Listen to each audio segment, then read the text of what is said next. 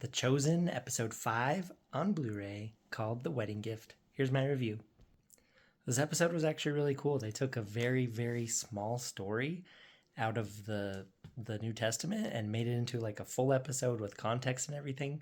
So it was really interesting to see how they used a little bit of fiction to connect the dots from the actual story. So I thought this scene was pretty cool. It's like a little flashback to when Jesus was in the temple as a 12-year-old teaching people, and his mom was really, really worried about where he was.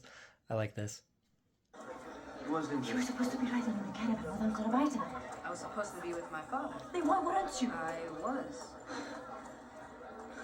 She's like, what? And he's like, that father, and points over here. And then there's a pretty cool CG-looking temple there. Looks pretty good.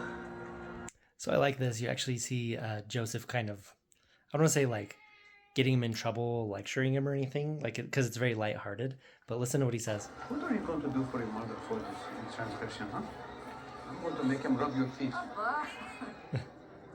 What are you going to do for your mother for this little transgression? I'm going to make him rub your feet. So I like that. It's just like a fun little twist on the story, just adding some kind of human element, also giving Joseph some things to say there. All right, this scene's actually pretty touching. This is where Simon comes back to talk to his wife Eden after he'd been out all night fishing, and then he met Jesus in the morning with the miracle of the fish. And it shows her stomping her feet on some grapes, and I just imagine all these grapes going between your toes. Anyway, look at him when he comes around the corner. Tell me if there's anything you see about him.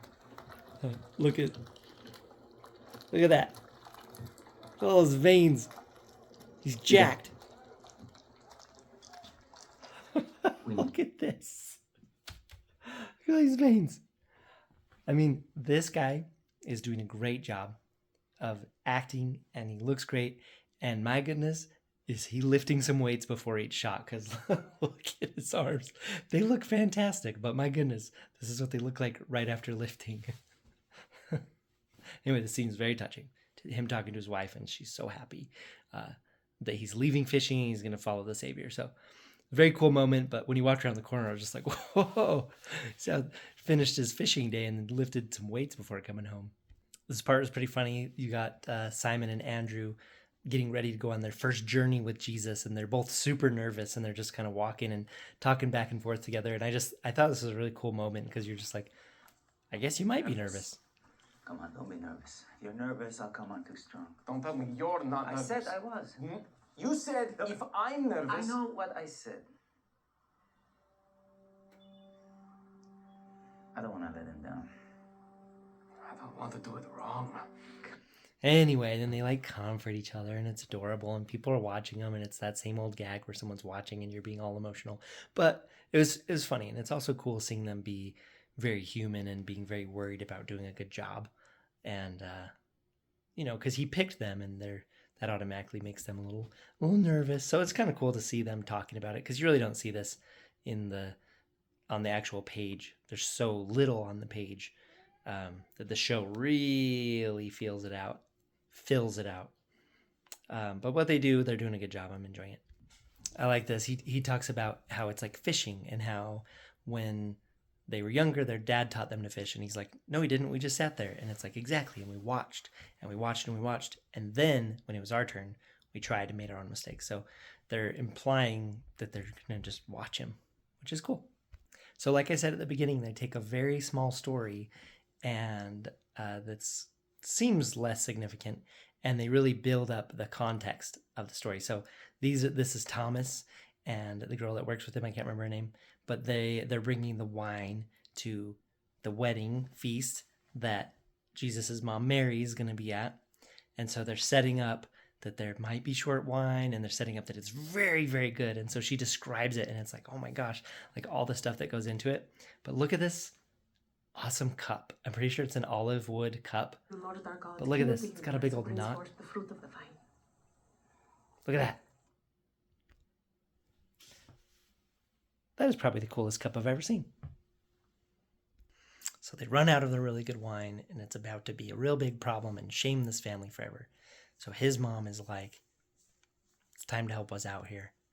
And so he goes in this room and has the people fill up the containers with water, And then he's in there by himself, and he's like getting all prepped, and the music's all building. And I think it's cool what he says before like doing it. Listen to this, see if you can hear it. And it will never be the same. Not this. This is one of the other guys. I'm ready, Father. Right there. He says, "I'm ready, Father." And then he reaches over.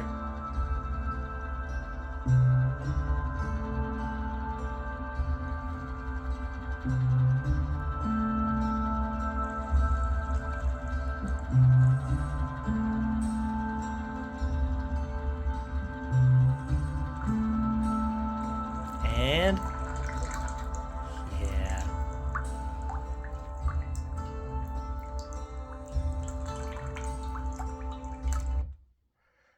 My wife pointed out that is a very poetic shot right there. You've got the blood drip, or it's wine, but I mean, it looks kind of like blood dripping off of his hand. So I think that was probably an intentional cinematographical move there to make that a little symbolic. But I like that. I like that he's just in there, and it looks like he's getting himself centered, and then he just says, "I'm ready," and he does it. So they give the master of the feast some of the special wine, and he says the thing about normally the best wine goes first, then the cheap wine goes second, and then I really like what he says here about when he's like, we should thank them, when he describes how good of wine it is.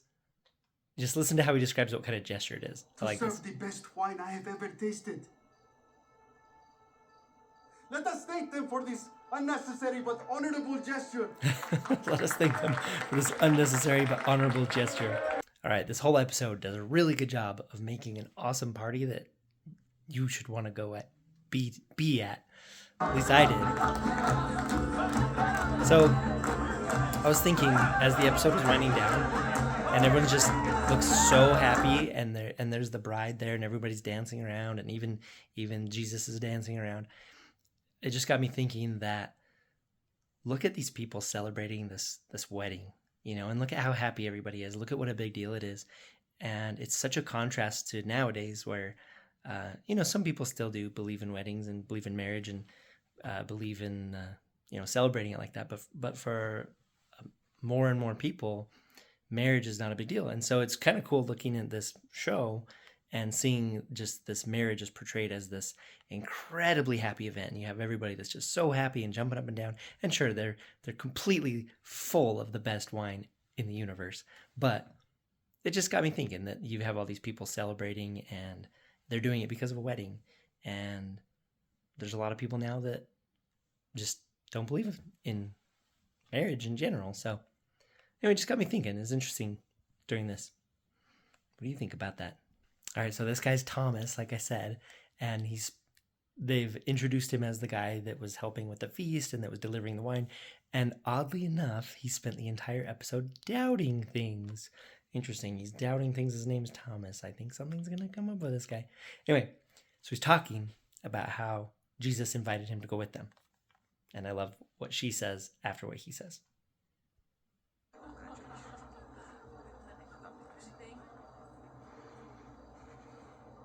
I don't know what to think.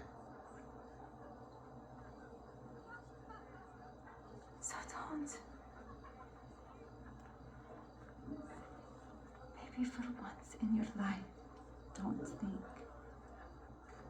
Nice.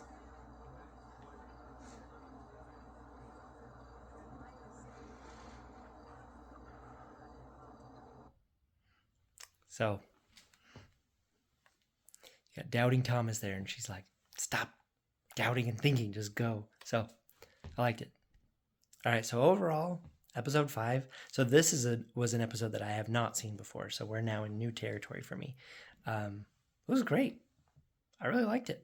Took a little story out of the Bible and kind of blew it way up big, but didn't add anything like too crazy or too unplausible.